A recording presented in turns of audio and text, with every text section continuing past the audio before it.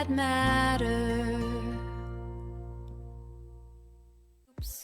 CLSU matters.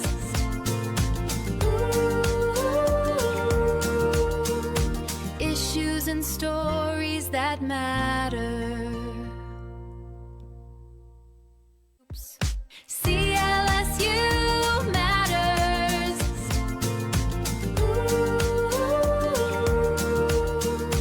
Issues and stories that matter.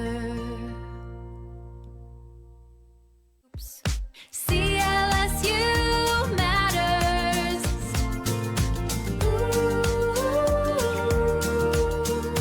Issues and stories that matter.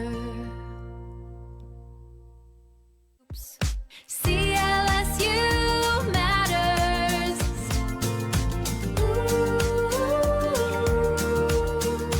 Issues and stories that matter.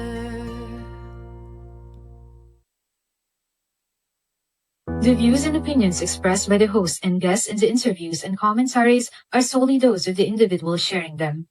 They do not necessarily reflect the views and opinions of the university, technical production staff, or their respective affiliates. The discussions are intended solely for educational, informational, and entertainment purposes.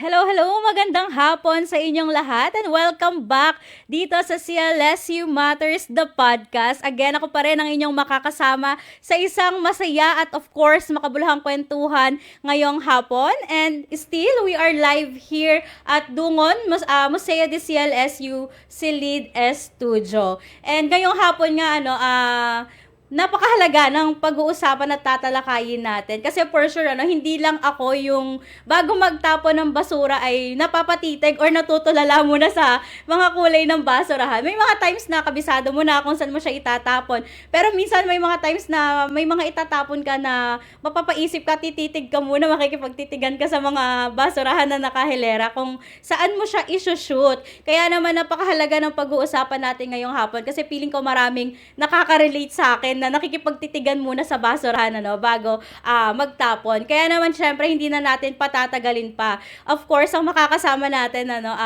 iniisa-isa na din natin ang ating ad ko. Kaya sa lahat po ng nanonood, sino po ba kaya yung magiging next na guest natin dito, no? Kaya naman syempre hindi na natin patatagalin pa. Of course, i-welcome natin ang makakasama natin. Director ng Center for Climate Change and Environmental Management. Let's all welcome Dr. Jella Patria L. Abella. Yes! Yay! Palakpakan po tayo. Maraming salamat po. Yes, ma'am. Welcome sa CLSU Matters, the podcast. Salamat. Ayan. So warm welcome. So warm welcome. And warm din ang ating mga light here. So, alam mo ma'am, makwento ko lang po na talaga ang tagal na namin nakalinya sa amin nung sa Sako. So, hindi pa kami nag-transition sa podcast. So, nakalinya na siya. Talaga ba? Tapos hanggang sa nag-podcast na kami. Okay, so ito, Sako na ang pag-uusapan natin. So, kamakailan nga lang mama na-approve na sa board ang Sako policy. Kaya ready ka na ba ma'am, of course, para i-share kasi for sure ma'am, may mga hindi pa rin gano'n nila nag-grasp kung paano na ba ang sistema sa Sako. Ready na. But of course, syempre, hindi naman tayo magiging super seryoso dito. Yes, Talagang maglalaro lang tayo para mas maintindihan nating lahat, Kasi minsan pag masyadong parang theoretical ma'am or parang mas masyado mo siyang technical na ina-explain, mas naiintindihan nila pag may mga visuals silang nakikita, pagka nakita nila sa mga palaro. Kaya naman, again, maglalaro po tayo. Yes. So again, sa mga nagiging guest po namin dito, hindi po nila alam ano yung mga pinaprepare namin. So nagkakagulatan na lang po dito sa studio kung ano yung mga gagawin. So ready ka na ba, ma'am? Ready na. Ayan. So sa pinakaunang segment po natin, magpapakita kami ma'am ng mga pictures ng mga sample ng garbage or ng mga basura natin. And then meron po kami dito, ayan, na kay ma'am na yung mga color-coded na, ayan. So itataas lang ni ma'am kung saang kung saang kulay nararapat yung mga basura na yon. Okay. So ready na ma'am? Ready na. Okay, so for our first picture po, ayan, ipa-flash po natin siya sa ating screen. Ayan, so okay, for the first picture, Ayan. Ayan. So, Okay. nakikita din po ng ating mga viewers, ano, kung ano yung naka-flash sa ating screen ngayon. Okay, ready ka na, ma'am? Anong kulay po siya dapat? Eto po siya, green. Yan, green. Because, ma'am, Yan ay biodegradable. Specifically, yan ay kitchen waste, yung hindi luto, di ba? So, Yes, ma'am. pinaghihiwalay pa rin natin yung luto at hindi luto. Yan. so may mga ganun pala, ma'am, ano, na kailangan mo rin pala siya i-classify kung luto or hindi luto. Oo, kasi sabi ni Dr. Alili ng RM Cares, director ng RM Cares, ay magdadala ito ng mga pathogens kapag hindi natin pinaghiwalay. So, yung luto ang mas prone sa mga pathogens.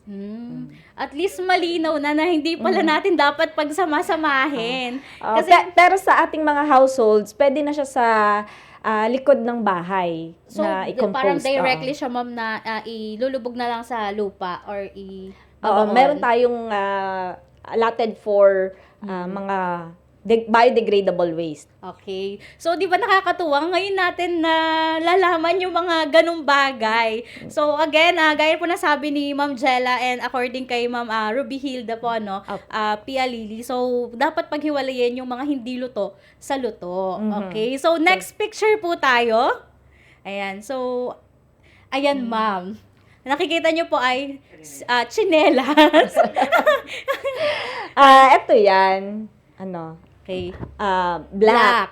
Pero, kung ilalagay nyo siya sa sako, ang kulay kasi ng sako natin na black ay brown. Pero talagang black yon sa DNR. Pero since wala tayong makuhang black na sak, kaya ito yung pinalit natin na kulay. Yung color brown. Ayan. Ma-explain ko lang kung bakit residuals yan kasi hindi na siya magagamit. Pero, merong ginagawang sistema yung Holcim. Ibabanggitin ko na yung company, name ng company sa Norzagaray, Bulacan, na ginagamit nila ito input for cement making. Kumbaga, pang fuel nila. So, meron silang paraan para gamitin itong mga residuals na tulad niyan para sa kanilang cement making. So, hindi siya totally trash, ma'am, kasi nagagamit pa siya. Okay. Kaya may, baka dumating ang araw na dadalhin na natin sa kanila yung residual waste natin. Okay. So, okay, next picture po tayo. Ayan.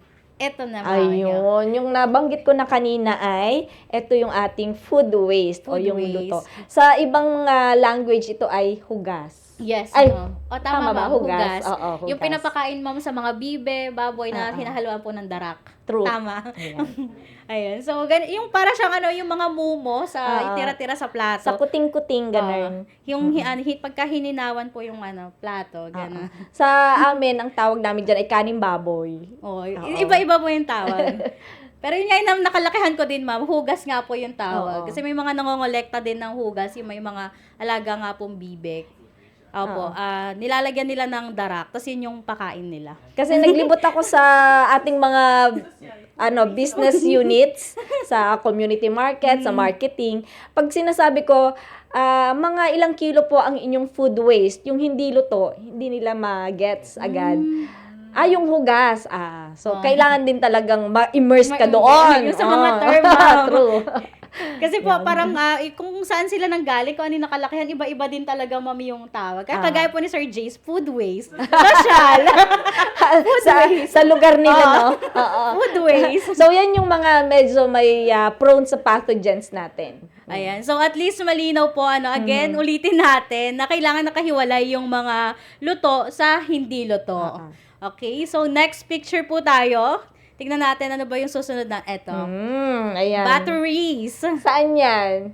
Saan ba dapat? Ayan. Ayan. So, ang treatment natin dyan ay, classification niya ay red special waste kasi busted batteries, may mga chemicals yan na, o substances na hazardous. Ayan. Ayan, so hindi rin siya basta-basta pala dapat itinatapon, ma'am. Kasi meron po talagang yung iba na basta pinagsama-sama, okay na yon. Hindi pwede. Kasi may, yung iba ang reason nila, kasi may kokolekta naman yan. So, pwede pala siya, ma'am, may ano ba siya, ma'am? Pagka, may effect po ba siya sa mga garbage collectors din natin? Pagka yung mga ganyan ay hindi sa tamang tapunan din or yung lagayan, tinatapon?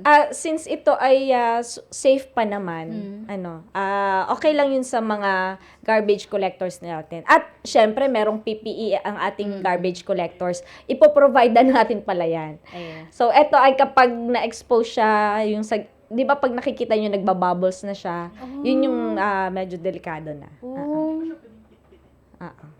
So hindi siya Wag na nating pitpitin. mas As nakakadagdag is siya, lang. ma'am, ng para ma-expose yung chemical. True. Ayan. So, may mga nagpa-practice po kasi ng ganon, yung talagang pinipit-pit nila, and meron po yung mga, yung naka-imbak yung batteries, tapos parang yung nagtutubig siya, ma'am, tapos Oo. nagkakaroon na ng bubbles. So, for Nagre-react disposal na siya. Oo, nagre-react na siya. Ibig sabihin. Yun. So, again, sa mga nanonood po sa atin, so for disposal na pala yung mga ganong bagay, ma'am. So, kailangan din nilang itapon agad. How about, ma'am, yung kagaya naman po yung mga battery ng mga cellphones natin? Ayun, so hazardous din siya. Pero sa ngayon kasi, wala pa tayong paraan para kolektahin yun. Yun yung mga tinatawag nating mga electronic waste. Mga e-waste. Mga e-waste. So, sa Metro Manila kasi, meron na silang paraan ng pagkolekta niyan. Dito sa atin, wala pa. Ayan. So, ang advice ko, itago nyo muna. Itago nyo muna. So, hindi, para hindi, of course, maka-apekto din sa mga kwan, So, mas mainam po na i-keep na lang muna sa isang lagayan. Huwag nang isama, itapon sa mga ibang kulay ng basurahan natin. Kunin ko na rin ang pagkakataong ito. Go, ma'am. Na ito, yung red natin, kinokolekta to every Friday. Kasi sa mga household, kaunti lang naman. So, the whole day ay sa buong CLSU. Pero yung ating mga laboratory wastes, yan, kasama dyan yung mga expired substances, expired chemicals, ina-advise natin yung ating mga laboratory aids na i-keep lang muna nila sa isang storage area sa kanya-kanyang department. Habang tayo ay nagpapagawa pa ng storage area naman sa MRF. Yan. So, a-advise na namin sila kung kailan pwede na magdala doon. Kasi meron din tayong kakontratang, third party na sila ang accredited ng DNR para kumulekta, mag-treat, mag-dispose nito. Ayan. So, at least ngayon na-immerse tayo kung paano nga ba yung, kasi minsan yung iba, pagkatapon nila, okay na yon. So, at least ngayon nalalaman natin na ang dami pa pala niyang prosesong pagdadaanan. True. Hindi yung pag na-shoot mo na sa basurahan, yun na yun. Okay, so next picture po tayo, Kung nakakatuwa kasi ma'am, dami naming natututunan. Ay, salamat Na ngayon, dapat lang yun yung pinaka-goal natin dito, ma'am. Bayad ba ako dito? Anong gusto mo, ma'am? Sa kape lang yan. Ayun. Okay, next picture po tayo. Ayan. So, anong kulay siya, ma'am? Walaan nyo. alam na yan. Comment down po sa ating comment section. Alam na yan ng ating mga CLSU constituents, mga ka-CLSU, Ayan ang color blue kasi yan ay pwede pang gamitin muli. Yes. Tsaka anything na nabibili sa junk shop, color blue yan. So, ma'am, eto, may mga pagkakaiba po ba? Like, for example, yung paper na, yung mga scratch paper na nakalukot. May advice yung ba kayo kulay, dun, ma'am? yung kulay yung magmamatter doon. So, yung mga puti, iba ang presyo kasi doon sa mga cardboards. So, ang in-advise ko din sa mga residential units natin na since mababasa siya, iba din ang presyo nun. Baliwala na kapag nabasa. Kaya ang ina-advise ko ay itali nila, ipunin muna nila sa isang big box, tapos i-bundle, tapos kapag Wednesday at Thursday na sa kanila ilabas, katabi nung blue sack. Ayan. Para kasi hindi nababasa kapag kasi 'di ba aanlawan natin yung mga tin cans. Yes. Yun. So para hindi siya mabasa. At saka pagka sa din, ma'am, hindi mo naman din alam kung maanggihan, pagka umulan. Napaka-unpredictable din naman ng ating panahon, ma'am. Lalo na ngayon. Yes. Okay, next picture po tayo. Ayan. Anong kulay siya, ma'am? Papasok.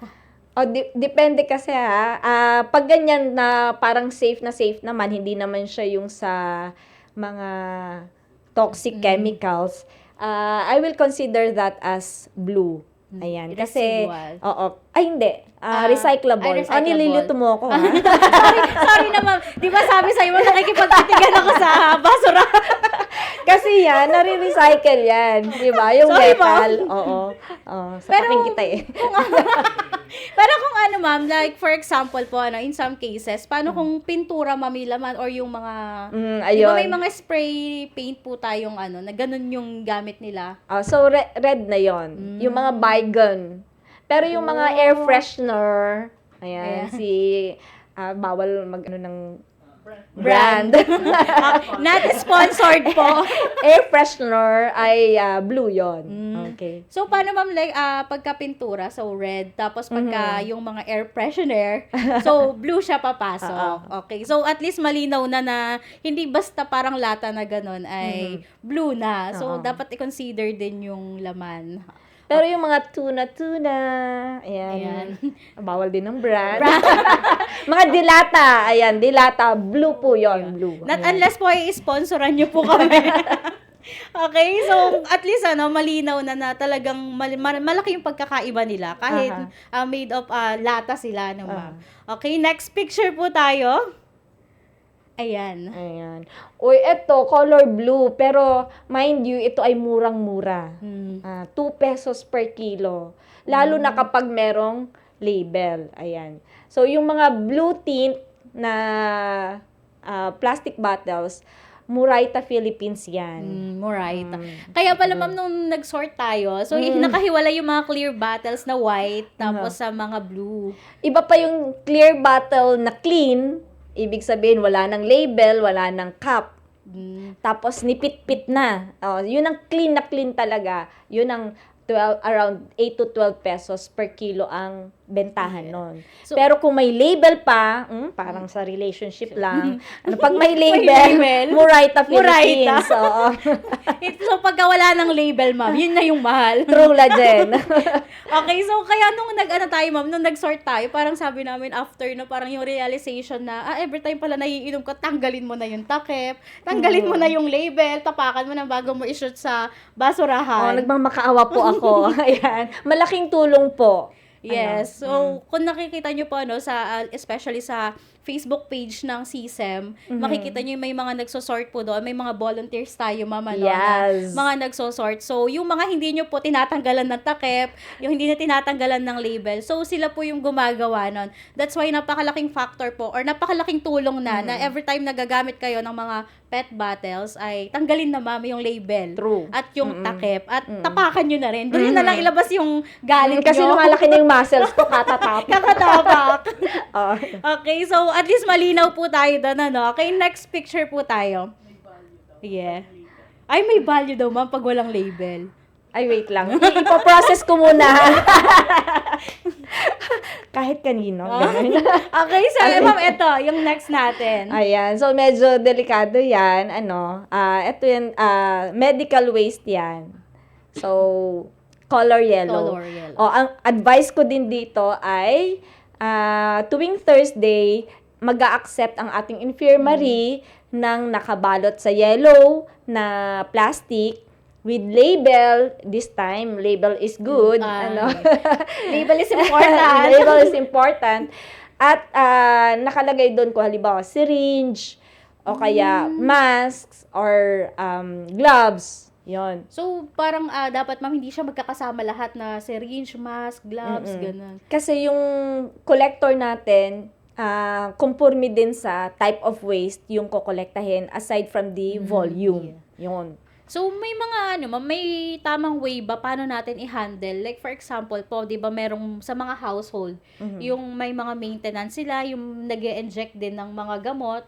So, may proper handling ba tayo, ma'am, pag yung galing sa ganong household, kung paano i-handle yung mga ganitong uri po ng basura?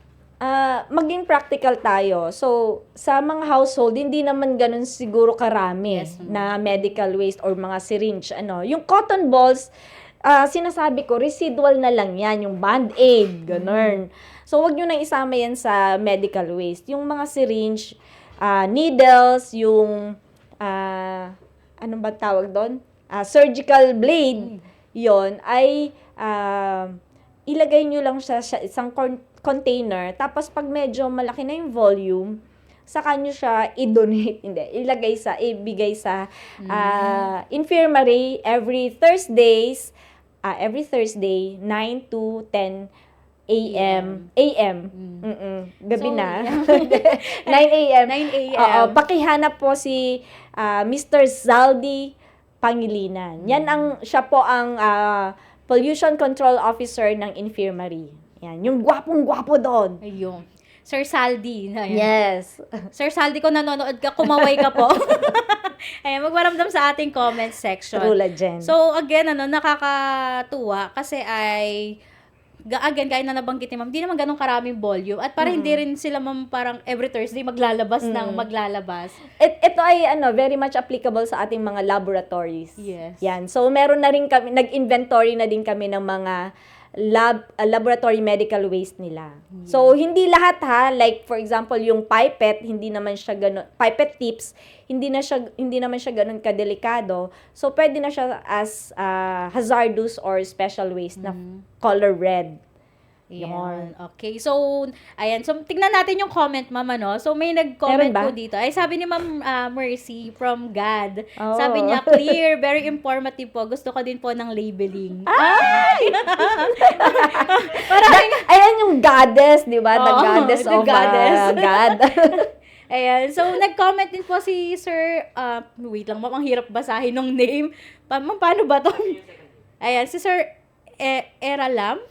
Ayan, so, Eduardo, binaligtad pala. Sabi ko na baka binabaliktad yan eh.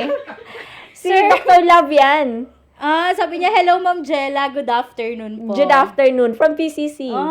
Ayan, hello po. And nakakatuwa, ang dami ding nakatutok sa atin ngayong fan ko hapon. yan eh. ma'am. Ay! Ayan, so sila Ma'am Katrina, nanonood din po, sila Sir Vlad. Oo, Ayan, inobliga ko yan. required pala sila, ma'am. Ayan, so, sila Ma'am Shirley, talaga nakiki-comment din sila, ma'am, sa atin kung anong mga kulay nung basura na yon. Subukan nyo lang na mali, ha? Babalikan daw po ni Ma'am Jella yung mga comment mamaya kung tama. Okay, Ray, ganyan yung last na picture natin. So, that's it, ma'am, yung mga pictures ng basura natin. So, nakakatuwa, ma'am, kasi yung mga ganong information na hindi naman natin usually naririnig agad. So, at least ngayon, na-share natin siya, ma'am, sa mas malawak na audience na kailangan pala talagang maging mindful ka din sa kung paano mo isa-segregate yung mga basura, hindi mo lang basura, yung especially sa household nyo, sa mga opisina ninyo. So, By the way, napaka-important, ma'am. DNR prescribed tong 5 colors na Yes. to. Hindi ako nagpauso nito. DNR! Okay, disclaimer po. Ayan. So, DNR color yung mga color-coded beans and yung mga sako natin. Trot. Ayan. So, okay ma'am, alam kong warm up pa lang yon. So, lilipat na tayo sa medyo mas seryoso. Parang hindi ganun kaseryoso yung una. Ay, ayan, seryoso na. Ngayon ma'am, ano pa rin, laruan pa rin. Pero dito, mas deeper na yung mga knowledge na Parang pwede nating pangit makuha. laruin mo ako. MTRCB. Pakikat lang po. Okay, so ma'am, dako na tayo sa ating second segment. Tatawagin natin tong true or trash. Okay. Ayan. So, pinaganda lang natin, tinweak lang natin yung true or false. Ayan, true or trash. Ganun pa rin, ma'am, pag tama yung, meron kaming mga statement dito, ma'am. Pag tama yung statement, true. Okay. Yes. So, regarding to, ma'am, sa ating SACO policy. Okay. So, pagka naman, mali yung statement, trash. Go. Yan. Okay, ready ka na, ma'am? Ready na. Okay. So, eto na ang ating mga statement, ang ating mga mahiwagang statement. So, number 1, ma'am, ang SACO system ay binuo bilang pagsunod sa Republic Act 9003 o ang Ecological Solid Waste Management Act of 2000. True. True. Ayan. So, ma'am, paano ba nabuo yung SACO? Ganito yun, So, before mag-SACO, meron tayong tinatawag na CBEMP o Community-Based Integrated Environmental Management Program na authored by Dr. Annie Melinda Paz Alberto. At ito rin ay BOR approved noong 2017. So, marami tong components and one of which ay yung Ecological Solid Waste Management na ito rin ay anchored doon sa 9003 na sinabi mo, So, yung EcoSwam, mahirap i-implement, 'di ba? Nag-isip kami ng paano kaya ito madaling i-implement na kayang-kayang gawin ng mga tao. So, itong tinatawag nating SACO system ay isa sa mga implementing mechanism ng EcoSwam or Ecological Solid Waste Management. So, kumbaga man parang pinadali lang natin para mas makasunod yung karamihan sa ating solid waste management. Ano po? Nag 26 years na kasi itong itong Yung EcoSwam, ma'am? Or hindi, yung solid RA waste? 9003. Pero until now ay mahirap pa rin siyang makita sa mga bahay, sa mga local government units. So, naisip namin, ito siguro yung paraan. Kaya unique itong SACO system sa CLSU, Yes. ha? Na sana, may adapt sa iba. Yes. Okay. Okay, so next statement natin, ma'am. Sa SACO system, pwede pa rin paghaluin yung mga basura basta nakatali ito ng maayos para kolektahin. Ay, True or trash? Trash na trash yan. So, hindi na po need i-explain. Ano, ma'am? Trash na. Kasi, di ba, kailangan talaga nating mag-sort. Ayan. Yes. Tapos, ang advice nga namin, wag nyo masyadong itali na hindi na siya makita ng collector. So, ini-inspect pa rin yan. Wag din masyadong loose na pwedeng paglagyan siya ng kahit sinong passersby. Baka kasi mamali yung kanilang mailagay. At ang magbe-bear nung consequence na yun ay yung nakapangalan doon sa SACO. Oh, so, wait lang po. Naisip ko, may pangalan pala. May pangalan pala ako sa SACO. True, yun. Identified. May QR code, may chip. Ayan. Matatrack pala, ma'am, kung sino. Hindi, yun na yung tracking system namin, yung pangalan, address, tsaka yung collection point number. So, eto ma'am, yung pangatlong statement natin, mayroong 5 kulay ng sako Iran? 5 Sige. na maaaring bilhin sa University Business Affairs Program or UBAP. Ay, trash yan. Trash. Trash kasi, ang mabibili lang ay 3. Bakit 3 lang? Kasi mahal. Meron tayong blue, nasan yung blue? Blue, black, at saka red. Pero yung color black natin, ganito ang kulay, di ba? Salamat. Ganito yung kulay nung black or residual sacks. Kasi mahirap magsulat ng color black na print din. Doon sa color black. Sige nga, try nyo nga. Kasi pinasadya natin ito, yung mga sako, pinaprint natin yan. Pinakulayan natin yan actually. So, wala silang makitang black sack. Kaya, ganito yung nakuha nilang color na pwede na naman i-symbolize. So, parang alternative color siya, ma'am. Mhm. Kaya baka nagtataka din po yung iba kasi pag, di ba parang meron tayong mamilagay ng mga sako? Yung frame. Yes, yung parang metal frame niya. True. So, brown, black, brown, blue, and red lang yung makikita. Kasi baka sabihin nila, black, bakit brown naman to? So, ayan. So, at least malinaw po, na Ito lang. yung brown na nire-represent is black. Okay. Bakit walang yellow? Kasi nga, hindi na pwedeng isoli to sa inyo, yung medical waste. So, talagang i-dispose na to. Ito kasi, sustainability yung ating tinitingnan. So, pagkatapos magamit yung sako, ibabalik din doon sa collection point. Dito naman, hindi practical kasi, di ba, biodegradable yon. Kaya, gagawa namin sistema na yung pail ang pang-kolekta sa mga food and kitchen waste. Yan. Okay. So, at least, malinaw bakit 3 kulay lang ang meron tayo sa sako. Okay, so next statement natin, ma'am. So, ibinibenta yung bawat peraso ng sako sa halaga na 50 pesos bawat isa sa mga residential and commercial units. Ayan, tumubo na. Trash na yan, trash. 30 pesos lang. At yung iba, namamahalan. Ang sinasabi ko, ito ay part ng environmental cost. Sa bawat kilos natin, meron tayong na-generate na waste. So, hindi libre. Nothing is free, di ba? So, ito ang isang nating paraan kung paano tayo magbabayad. So, ito yung tinatawag nating environmental fee. 30 pesos, murang-mura. Okay, so again, hindi po siya 50 pesos. Baka may nagre-resell na ma'am ng sako. At linawin ko lang yung mga business units natin, hindi na natin sila pagbibilhan ng sako sako pieces kasi ang mangongolekta na ay yung local government unit ng Science City of Muñoz. Kasi nagbabayad sila ng garbage collection fee mismo na sa Muñoz. So, bari, ang coverage na lang, ma'am, is yung mga residential and yung mga offices Truth. inside CLSU. Yan, true na true yan. Ayan. So, again, malinaw po yan, yung mga business units natin ay from municipal office ang magko-collect ng kanilang mga garbage, and then yung mga residential and of course yung mga opisina po, so yun po ay under pa din ng SACO. At saka sa mga opisina pala, libre muna namin tong binibigay. Pero may maximum allowable number of sacks lang per month. So pag exceed nyo doon, bilhin nyo naman na. Kasi para mag-roll naman, kasi kailangan din mag-produce uli. Pag na-exhaust na natin lahat ng sako, kailangan na naman mag-produce.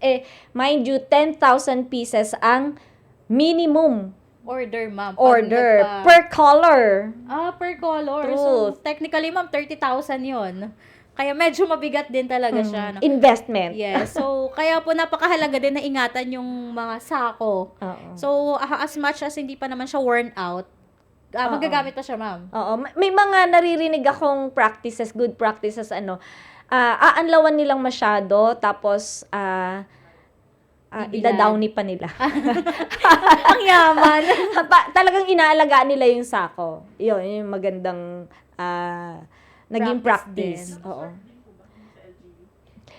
Oo, by the way, yung sa LGU, ito ay may close coordination kami with the City Enro, na pag Monday, residuals yung kanilang kokolektahin sa mga business units natin, every 1 o'clock. Monday, 1 o'clock. Yung recyclables naman, Tuesday, 1 o'clock din. So, may mga schedule din sila, ma'am, ng pag-collect. Kaya natin minanage na yung food waste kasi hindi nangongolekta ng biodegradable ang ating LGU. Oh. So, talaga napaka-importante, ma'am, especially yung mga bahay sa loob na magkaroon ng sariling space for biodegradable waste. True. Okay. Sa So, backyard nila. yes. So, okay, malinaw po yan, So, next statement natin, ma'am, aside sa tatlong kulay ng sako, kinakailangan magkaroon pa rin ang mga bahay, opisina, or yung mga establishment ng kanilang sari-sariling trash bin na kulay green at yellow para sa biodegradable at healthcare waste.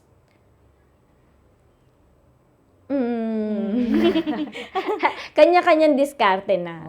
Kanya-kanyang diskarte. Yung sa biodegradable waste kasi, maganda kung meron silang butas na pail para tutulo lang yung mga juice. Para dry. To keep it dry and magle-lengthen yung shelf life nun. And yung sa medical waste naman, bihirang-bihira kasi yun eh. Kaya nga, pag nakakakita ako ng bin na yellow, pinapatago ko na lang to. Kasi nga,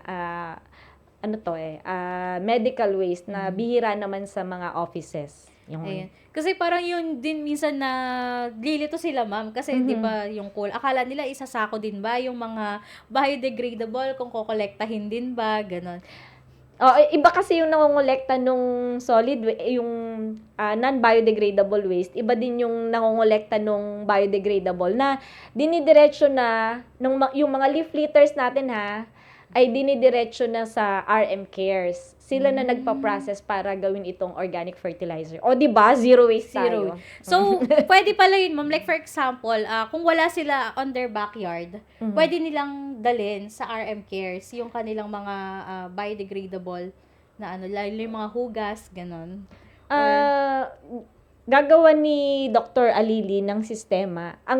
Magpa-pilot muna sila sa sa mga dormitories kasi yun yung may volume talaga ng food waste. Ayan. Okay. So, wait lang, ganun.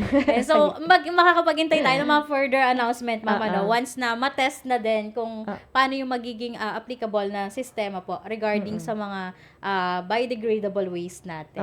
True. Okay. So, next na statement natin, ma'am. Ang mga styrofoam or sachet ng kape or multi-layer packaging ay tinuturing na recyclable kaya dapat ilagay sa blue sack. True or trash? Trash yan. Oh, kasi residuals yon, di ba? Residuals. Yes. Sa ngayon, tinitreat natin siya as, pag sinabi kasing residuals, wala na siyang pakinabang after. Pero nagbabago nga ito. Pwedeng magbago to in the future kasi nga, pwedeng dalhin doon sa sinasabi kong cement factory. Ayun. Okay, so next statement natin, ma'am. Walang mga color-coded sacks sa mga public places sa university, gaya na lamang ng Lingap at MPG. Kung kaya naman kinakailangan bit-bitin ng kanilang mga kalat. So, yung mga pumupunta sa mga lugar na yun, ma'am. Nako, magagalit True sa or atin. trash? Trash yan. Magagalit sa atin si Boss Del. Di ba? Boss, Kasi- shout out. Kasi sila yung team niya yung naglagay talaga, nagtiyagang naglagay nitong mga iba't ibang kulay ng trash bins. So, bakit meron doon? Bakit hindi sako? Kasi, syempre, mas malaki na yung volume. So, gusto nating ma-inculcate muna sa ating mga estudyante yung paraan ng pagsusort doon sa kanya-kanyang department para pag dumaan sila sa MPG, sa Lingap, ay alam na nila kung saan nila isushoot. Ayan. Okay, so again, meron po tayong mga trash bins sa MPG and sa Lingap. So especially, I think, ma'am, sa Lingap ay maraming mga station na trash bin yung malapit sa mga cottages. Since medyo malaki po yung volume din ng mga bumibisita sa Lingap. Yes po. Okay, so ayun, malinaw po, So wala tayong reason para iwanan lang yung mga kalat natin, especially yung mga gumagamit ng mga cottages na nagiiwan lang ng kalat dun sa may mga upuan. Oy, may penalty yan. Ay, totoo Oo, ba? true. 300 to 1,000 yung penalty sa hindi pagtapon Sunod. sa tamang basurahan. Okay? And or community service. So depende sa first, second or third violation yan. Ayan. RA 9003 yan na. Okay, national ayan, law. malinaw. So, pag nahuli kayo na hindi sumusunod, so, may mamumulis sa kanila, ma'am, na... Actually, kahit sino, pwedeng mag-police. Oh. Pwedeng mag-capture. Lalo na kung meron tayong ebidensya. So, i-capture nyo lang through photo. yes. Pwedeng namang i-blurred yung mukha, alamin yung pangalan, and then mag-i-issue tayo ng ticket. Ayan. So, yun yung kailangan nilang either bayaran, ma'am, depende kung nakailang offense na sila. So, paano yung ganun, ma'am? Pagka, kunwari po ako nakakita, tapos gusto ko siyang i-report. So, kanino, ma'am, siya i-report? So, meron tayong tinatawag na EcoSWAM focal person. Ayan, si Associate Professor Roberto D. Pelayo ng CSEM. Ayan. Ayan. So, si kay Sir Bobby pala ang isusumbong, So, lahat pala man pwedeng, akala ko like, merong tao na certain na sila lang yung pwedeng mamulis sa mga gano'n na hindi sumusunod. Meron tayong tinatawag na EcoSWAM coordinators, pero iilan lang yon. Ang laki ng university. Kaya, kahit sa labas ng CLSU, pag may nakita kayong tao na halimbawa, kumakain ng Jollibee, tapos, Okay. tapos bigla Baka na lang naman tinapon sa tricycle out of the vehicle, ay pwedeng i-apprehend. Ayun. Okay, Sabi so- ng lawyer. Lawyer. Okay. So, ano po yan? Based on legal. So, yun po yung opinion ng ating mga legal. Kasi para kang nakita mo nang nagnakaw, tapos hindi mo Hindi pa mo- isusuplong. 'Di ba? Kahit sino pwedeng magsuplong. So, parang parang pagka hindi mo siya sinuplong, enabler ka na din. Ganon. True. Okay, so next na tayo, mama, next na statement. Ang mga sako ay pwedeng ilabas kahit anong araw at ito ay kokolektahin na lang kung kailan free ang janitorial services. Oy, salamat sa question. True or trash? Trash na trash yan. Ayan. So, meron tayong ginawang scheme ng day of collection at saka route. Ginawa na rin ng mapa yan. Gusto ko lang i-mention na ito ay out of the study ng Department of Mathematics and Statistics. So, merong estudyante na nag-aral nito para magkaroon ng efficient route. So, Monday, Tuesday ay mga residuals or yung color black. Yung black na brown sacks or residuals, ano. So, Monday, sa mga houses, mga residentials ang area nito. Pag Tuesday, eto pa rin, pero sa mga offices. So, Okay? isa yung sa mga housing, ma'am, tapos iba naman yung sa mga opisina. Oo. Pero residual pa rin. True. Kasi para mas efficient. And then, kung mapapansin nyo kasi, halos tabi-tabi yung mga residential houses. Residential na houses pa. Ayan. And then, pag Wednesday and Thursdays ay color blue naman or recyclables. Again, Wednesday sa mga residences and Thursday sa offices. Ayan. And then, Friday, yun na yung color red na lahat na kasi nga, county lang naman to.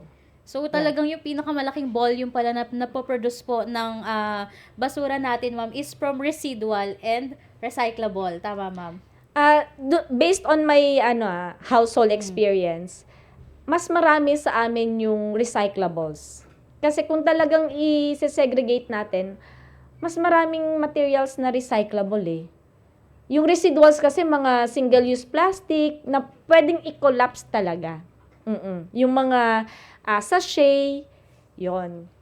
Okay. So, nakakatuwa kasi talagang binibigyan tayo ni ma'am ng mga data, ganyan. So, kung hindi lang yun, hindi lang din basta dinesisyonan po yung ruta. To, talagang pinag-aralan kung paano siya mas makokollect ng effective and of course, hindi parang time-consuming, ma'am. At saka may mga collection points pala tayo ha. Na, dati, ang sistema ay bahay-bahay or unit per unit. Pero ngayon ay may collection point system tayo na naka-number din yan para doon nila ilalagay yung para mas efficient yung collection. Ayan. Less na yung fuel Ayan. So, nakakatuwa Less nga time. kasi talagang parang isang ikot na lang gagawin nila, ma'am. Kasi hindi yung pa ganun-ganon. Kung babahay-bahay sila, ma'am, parang hinto. So, mainam, ma'am, na iisa nga lang yung... Tapos, by that collection points, ma'am, doon na din kukuhanin ng mga household yung kanilang mga sako. At saka ng mga offices. So, sinisikap natin na maibalik ito within the day. Kaya lang iilan lang kasi yung ating workers dyan. Kaya pagpasensyahan nyo ng kaunti kapag medyo na-late yung pagbalik. At saka yung iba kasi naliligaw, pasensya na din. Ako nang humihingi ng pasensya. Kaya po may mga pangalan yung mga sako natin. At I think, ma'am, parang ang nakalagay po pangalan tsaka opisina or paano man pagka pala yung mga household? Anong nakalagay? Pangalan? Tapos, Pangalan nila, tapos yung address, let's say, Executive Avenue o kaya Osmeña Avenue. Tapos pinapadagdagan namin yung collection point number. Ma'am? Sa ngayon po, ilan na po yung collection point na meron dito sa loob? If I'm not mistaken, mga 22. 22 collection points. Hanggang dun yun sa sawmill, fisheries. So talagang na siya, ma'am, wala nang reason. Kasi parang kung magkakalayo yun, so babiyahe din sila para dalhin. Tapos, babalikan din nila yung ma'am, di ba? Para kuhanin yung sako. Okay, so next Sana wag magpatayan. Pagka po nawala yung sako, wag magpapanik. Baka magtalo-talo. Binayaran ko yan. True. Pag nawala po, bili na lang po uli, please. O sabi, hindi na balik yung sako ko. Oo. Naintindihan ko naman yun. Kaya lang, wala akong maisip na sistema para hindi magkawalaan yung sako. Kung may naisip po kayo, kung gusto niyo po, lagyan niyo pong chain hanggang dun sa... Pero, yun na yung na sinuggest sa atin ng mga collectors din. Yun. So, per sure naman, ma'am, meron naman po talagang, hindi naman kukuha siguro lang hindi kanila. Kasi may kanya-kanya naman din po silang sako. Sana. Hindi ka sure. Hindi ka sure. O kaya pinili yung mas bago. Iniwan yung naluma na. Okay, next statement natin, ma'am. Ang mga eco-swamp coordinators at ang head ng mga delivery units ang mangunguna sa monitoring ng sako system. True or trash? True yan. Ayan. Lalo na sa kanya-kanyang department. Yun. So, inatasan natin sila na i-orient yung mga estudyante natin at sila din yung may authority para kumuha ng sako. Hindi kung sino-sino lang pwedeng kumuha ng Yes. sako. Since libre nga ito sa ating mga departments, ay may authorized lang para kumuha doon. At nagpa-register kami para dyan. Kaya matatrack po kung sino yung mga nagdadala ng sako at yung kumukuha. And by the way, Highway, ayan, meron kaming pin-prepare na video at saka presentation para at the end of that presentation, may QR code na ititake nila yung exam, ay yung quiz pala, 10-item quiz, na sana, ay na dapat ay ma-perfect nila bago sila makakuha ng certificate. Yan. So, nabanggit niyo po kanina, ma'am, na yung mga EcoSwam natin is limit, ay ilan lang din po, ano. So, open ba, ma'am, ang CSEM din sa mga gustong mag-volunteer sa mga ganitong uri ng trabaho din or yung mga gusto ding tumulong? O, ina-advocate natin yung volunteerism. In Yes. fact, Yes. in fact, ay yung pagsusort sa MRF, ay meron tayong memo dyan na open for volunteerism yung sorting activity. So, anytime na gusto nyo mag-volunteer, na open ang CSEM. Lalong-lalo na dun sa mga eco-swam coordinators or patrollers. Yan. Ayan. So, pwede sila ma'am pumunta din sa CSEP para makipag-coordinate kung may mga gusto talagang mag-volunteers po. Di ba pag sabi nating volunteers, walang incentive yan. Yes. Pero meron akong incentive para dyan. Oo. So, may na sila- exception. Hindi, meron na silang ginagawang bahay sa taas. Di ba? Oh. Pag nag-volunteer ka dyan, di ba? Secured. Secured na yung bahay mo sa taas. Ayan, so again, sa mga gusto mo mag-volunteer, makipag-ugnayan lang din sa mga tao po sa CSEM or kila Ma'am Jel, or pwede sila Kay Sir siguro, Bob. ma'am, Kay Sir Bob. pwede siguro ma'am mag-message din sila sa Facebook page po ng CSEM. Oo, responsive kami doon. Yan. And of course, sa mga gustong mag-volunteer din, na mag-sort sa MRF, feeling ko pagka na-experience nyo mag-sort, talagang magigilty rin kayo minsan kung paano kayo magtapon ng mga plastic bottle. At saka addictive yun, Especially kung grupo kayo, tapos hindi mo napapansin, tapak ka lang ng tapak, tapos habang nagkukwentuhan kayo, tapos okay, natapos nyo na yung 5 sako. Oo, bonding na yun. Yes, so nakakatuwa. Kaya I encourage din, yung, especially kung may mga students tayo na nandito lang din sa loob, kung may mga free time sila, ma'am, Oo. pwede naman silang mag-volunteer. Yes. At yumayaman tayo. Payaman tayo payaman. dyan. So, ngayon, ang average natin monthly ay 14,000 pesos. O, di ba? Pag, Yes. sabay-sabay nga Okay, tayo. okay, 1, 2, 3, go. May pera sa basura, kaya mag-segregate na. Woo! Woo! Ay. So, makikita nyo yan sa Facebook page ng CSEM. So, kakaway-kaway tayong ganun doon. Pagka nag-sort tayo. After mag-sort, syempre. Yes. And of course, provided din naman yung mga, I think, ma'am, yung mga gloves, ma'am, pagka nag-volunteer sila. Okay, for our last statement, ma'am, mahigpit na ipinapatupad ang no segregation, no collection policy. True na true. Ayan, true na true. So, paano man pagka may mga scenario na kiniklaim nila na tama yung pagkakasort nila, tapos may mga napadaan na naglagay lang ng nagtapon. So, sila pa rin ang mananagot, ma'am, kung kanino nakapangalan yung sako. Oo, unfortunately, ganun ang sistema natin. Kaya, ina-advise natin na yung pagkakatali nila, not too loose, not too tight. Para maintindihan din ng mga passersby na hindi pwedeng maglagay na lang basta doon sa sako. So, yung mga hindi, ma'am, kinokollect na hindi po naka-segregate, may mga ganong instances na Marami. ba, ma'am? Marami. Oo. So, ang gagawin lang, dalhin nyo lang uli sa bahay nyo, i-segregate nyo, tapos the next week ng schedule uli nung type of waste na yan, ay kukolektahin na.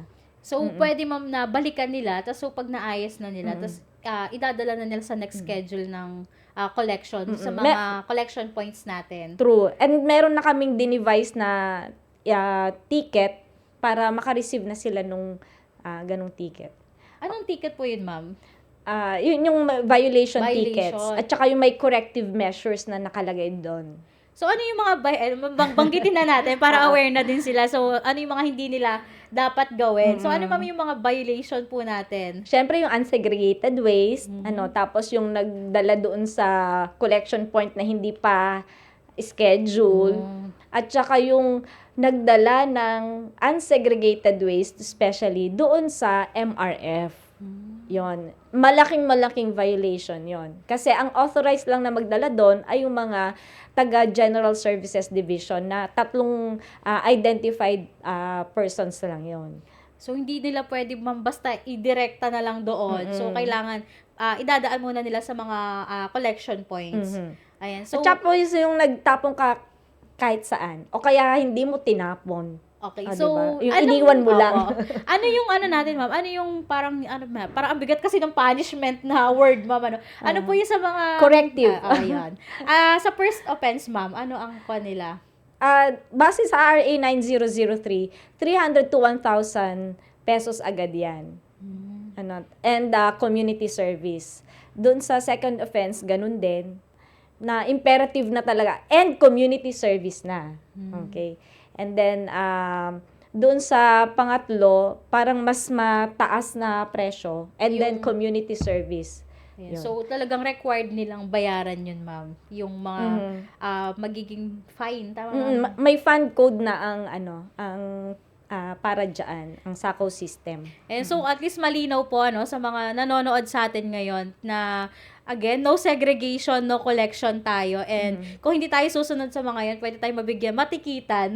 Parang sa sa kalsada. Pwede kang tikitan. Ayan. So, alam ko medyo, mabigat at hindi ganun kadali tandaan yung mga schedule ng collection. So, para hindi mamaligaw, especially yung mga nakatira po dito sa vicinity, of course, ng university. I think, posted po ang ating schedule, sa Facebook page ng CSEM. Yes po. And then, meron din po tayong tinatawag na group chat.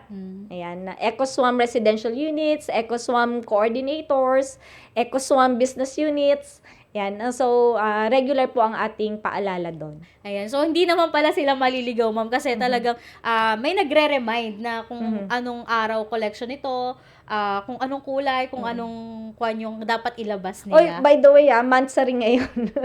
Ay, 1 month naman.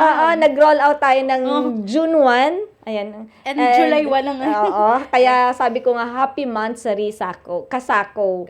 Ayan. So, since nag-pilot tayo nung June, naintindihan namin kung hindi lahat nakakasunod. Kasi, syempre, kahit yung sa household members ko, ay sila rin nalilito. Yes. So, parang parang mahabang learning process din siya na kailangan mo siyang gawin ng gawin. Practice. Para ma-adapt mo siya ng tuluyan talaga. Okay. So, ma'am, thank you so much. Tapos, mas nalinawan na kami ano yung SACO. And kung paano nga ba siya nagmula, saan siya nagmula. Ayan. So, again, happy Mansari SACO. Yes. So far, ma'am. Ay, by the way, sumasukses tayo, ha? Yun yung gusto kong tanongin mo. So, far sa 1 month na yun, parang kung i-percentage siya, ma'am. So, nasang mga ilang percent na tayo sa talagang mga sumusunod? Para mas ma-visualize nila, kung dati-dati, yung Metro Clark Waste, yan yung nagko-kolekta sa atin ng mga residuals, ay twice a week sila nangongolekta. Ibig sabihin, napupuno nila yung 2 bins. Twice a week sila nangongolekta. Ngayon ay, nakaka3 linggo na, hindi pa sila kumukolekta. Pang-4 na. Kasi 1 month na eh. So, hindi pa natin sila tinatawagan para mangolekta. Ibig sabihin, hindi napuno yung residuals. Saan napunta? Napunta doon sa mga recyclable. Kasi, well-segregated na siya. At ganon. Pero before ng SACO system, mano-mano kasing sinusort yan ng ating ni Kuya Alex. So, talaga napakalaking tulong niya, ma'am. So, nakikita naman natin sa data din, ma'am, And I think parang, kung di ako nagkakamali, ma'am, posted din sa Facebook page ng CSEM yung mga volume nung nako-collect. Tsaka yung percentage, kung ilan yung lata, papel, glass. Ayan. So, again, happy Mansari SACO and long way to go, ma'am? Yes. Okay, Tsaga-tsagahan talaga. So, at least nakakatuwa, nakikita natin na talagang sumusunod naman, karamihan. Oo. So, piling ko, mami, iba kinakapapa lang din nila. Paano talaga yung sistema? Oo, marami nagtatanong and we value your queries, your questions kasi ibig sabihin interested kayo na Yes. mag-comply. Ayun. Ayan. So, again, thank you so much, ma'am, ano? Pero, syempre, hindi pa doon nagtatapos. Babalik ulit tayo sa, sa laruan. True. Nakaabang kasi yung mga natin. At syempre, yung mga viewers natin Viewers. ngayon, ma'am, huwag silang aalis kasi mamaya, may palaro din tayo sa kanila na, again, pwede silang manalo ng CLSU notepad na pwede nilang i-claim dito sa Dungon Museum. Okay. Yes. So, for our third segment, ito. So, nakakatuwa, ma'am, kasi, di ba, pinag-uusapan na din natin yung mga recyclable, ganyan. So, para din sa kaalaman ng lahat, ma'am, ano? Kasi meron tayong tinatawag na recycling and upcycling. So, magpapakita kami, ma'am. Meron kami ditong mga uri ng mga basura din. So, sasabihin nyo, ma'am, kung is this for upcycling or recycling or totally trash na talaga siya. Sige, medyo Okay. mahirap yan Okay, so first item natin. So nagbabalik po si Luningning. Ayan, Luningning pasok. Ayan. So eto. Ayan, so kuhanin muna natin ito. Isang item lang muna. Eto, ma'am. So takpan po natin yung yung brand kasi not sponsored po ito. Ayan, so yung mga ganitong bottle, ma'am. Is this for recycling, upcycling or totally trash? Para sa akin, recycling yan. Oo. Kasi meron, yung bumibili sa atin, yung ASCII na binibili sa atin yung mga ganyan, ay dinadala rin naman yan sa Metro Manila para doon i-recycle nung isang company. Yun. So, mga ano ba pagkakaiba ng recycling sa upcycling? So, sa recycling, yung mga recyclables ay nagkakaroon ng bagong anyo. Ayan. Halimbawa, yung mga plastic bottles ay tutunawin, ibig sabihin dadaan siya sa process ng pagtunaw, liquefy, tapos imo-mold para maging kapaki-pakinabang uli. So, yung mga ganito palang mga plastic bottle, pwede siyang like for example, yung mga chairs, ganyan, yung mga tables. Oo, mga good plastic yun yung mga makukunat. So, iba rin yung pagdadalhan. I mean, iba rin yung material na magiging product niya out of those good plastics. Kaya yung plastic bottles, sa palagay ko, para lang din yun sa mga plastic bottles. Paano natin nalalaman kung good plastic siya or not? Pag kinagat mo, at makuna, Makitry ko ba? hindi, i-test nyo pag ganon, pag kunat-kunat, good plastic siya. Yung makakapal. Yes. Okay? Di ba mapapansin nyo yung mga plastic bottles natin, yung mga water bottles, maninipis siya, madaling i-crush. So, yun din yung pagdadalan sa kanya, plastic bottle pa rin. Okay, so next tayo, ma'am? Next na item.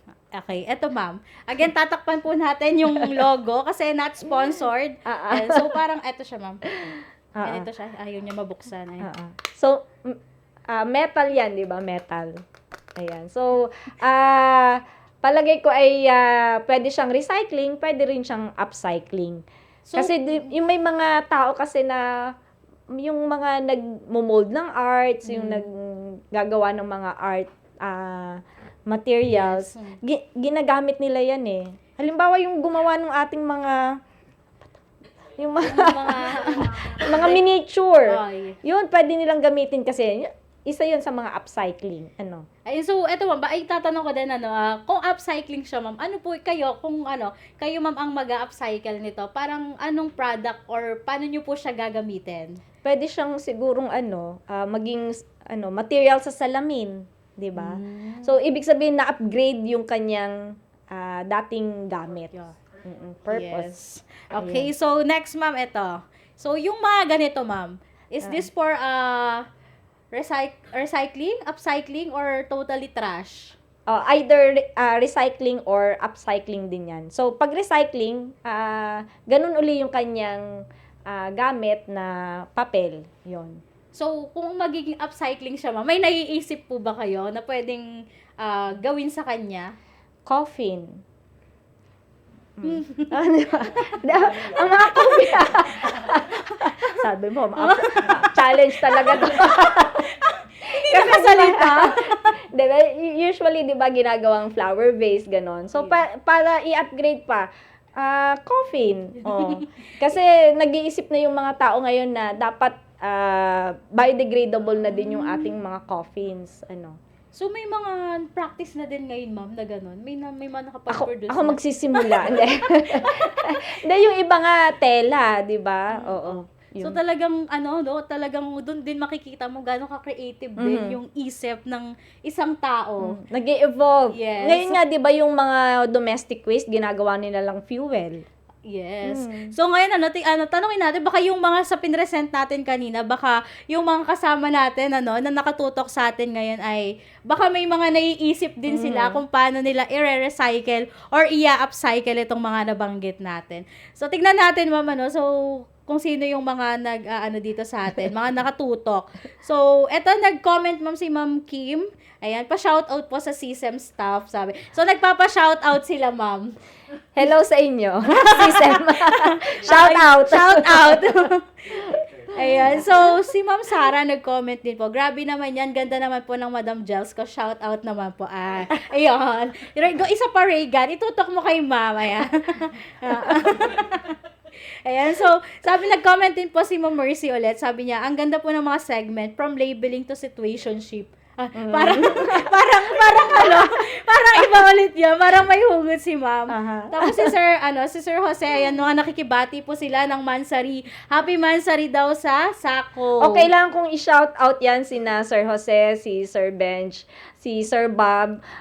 Sila yung mukha ng Sako system. Yes. At sila po yung sumama sa ating garbage collection to make sure na nagkaroon talaga ng sorting. Yes. So, nag-comment din ma'am si Master, sino ba to? Ayan, Happy Mansari po. And si Ma'am Mayet, ayan, from OBPAA, sabi niya, Happy Mansari mga kasako. Yes. Sabi niya, ayan. So, yun ma'am, mga nagpapa-shoutout yung mga taga-CSEM. Yun lang naman. So, again, sa mga nakatutok sa atin ngayon, baka meron kayong naiisip paano natin i-upcycle and i-recycle. Also, ma'am, baka may gusto kong batiin. Nanonood po siya ngayon sa atin, of course, ang ating university president, Ay, sino Dr. yun? Evaristo Abelia.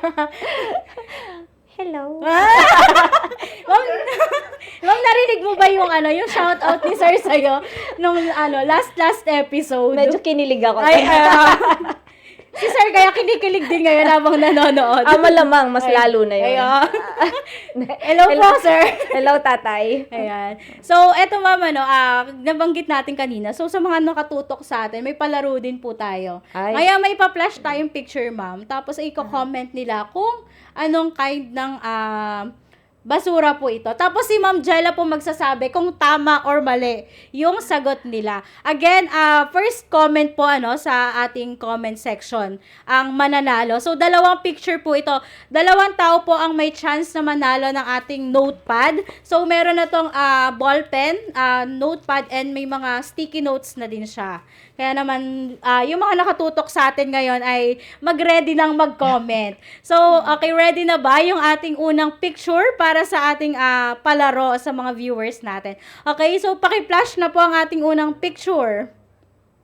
Ayan, so I think expired na gamot or yung may mga molds na. Ayan, so sa mga nakatutok sa atin ngayon, i-comment nyo na po kung saang kulay ng trash bins or ng sako ito papasok. Again, so mag-aabang tayo. Again, so kung sino po yung pinakaunang makakapag-comment ng tamang sagot, siya po ang mananalo ng ating notepad. And don't worry kasi meron po tayong mga monitoring team na nakamonitor sa ating comment section kung sino po ang mananalo. Ayan, waiting tayo kung sino. Meron na po bang mga nagko-comment? I think, ayan, nagkakagulo na ang monitoring team natin. Parang may nanalo na. May nanalo na. Ayan, so, ipapa-verify natin kay Ma'am Jella kung tama ba ang naging sagot. Ayan, so, sino po ang unang nag-comment? Ano po ang name ng ating, walang nag-a-appear sa aking comment section. Okay? So, wait lang po, bine-verify lang. para at least tama yung ma-announce natin. Parang live selling lang yun. Okay, so okay po, comment, done, check out. Joke. Okay, so si Sir Eugene na Peñas. At ang sagot po niya ay color yellow. Ayan. So, Yay! congratulations po, sir. Pwede nyo pong i-claim ang inyong notepad dito sa Dungon Museum. Day 1 niya as a employee, as the LSU employee. Ayan, ngayon. congratulations po. Day 1 ni sir, meron na siya agad notepad. Okay, so next picture tayo. So, yung iba po may chance pang sumali, no? So, mag-comment lang po kayo. Okay, pa-flash na po ng ating next picture. Ayan. So, basag na plato at baso. So, hindi may iwasan yan. Plan na pag nag-uurong, nakakabasag. Marami kami niyan. Yung basag, ma'am, na Oy, ano. by the way, ito pala, pag pinulverize at isama sa semento, pwede siyang gawing eco brick, ha? Oh. Yan yung ginawa ng Municipality of Rizal, Nueva Ecija, sa kanilang new government center. Ayun. Yung pathwalk doon. So, nakakatuwa, ano. I think meron ng mga, meron ng nanalo. Ayan. So, tignan natin. Ay Ma'am Jaisel Milad Paglinawan. At ang sagot po niya ay color red. Tama, Wow. ma'am? Yes. Ayan. So, color red. Again, congratulations po. Yay. And Ma'am Jaisel, pwede niyo pong i-claim ang inyong prize dito sa Dungon Museum at sabihin lang na kayo yung nanalo sa CLSU Matters, the podcast. So, pakipresent na lang din po ang inyong ID. Thank you so much po sa lahat ng nag-join and nakiisa sa palaro natin. Ito, palagay ko ay recycled to. Out of recycle. Yeah. Kasi color brown, ma'am. Ganun ba siya, ma'am? Pagka, Kasi color brown. Hindi.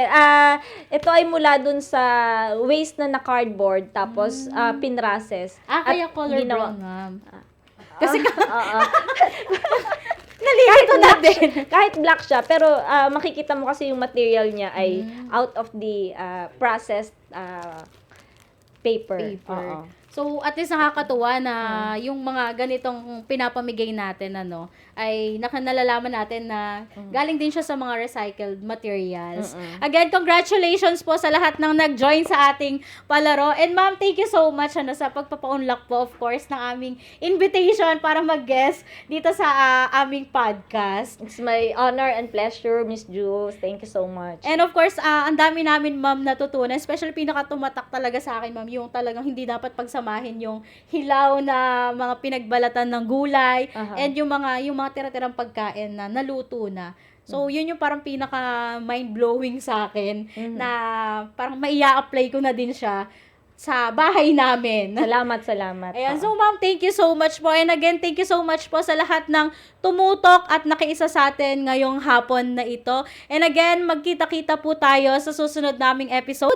And inaanyayahan ko pa rin po kayo na suportahan, of course, ang aming podcast. Again, this is Julian Pagaduan and this is CLSU Matters, Issues and this is CLSU Matters, the podcast. Kaya naman, lagi, sorry, nadala ng emotion.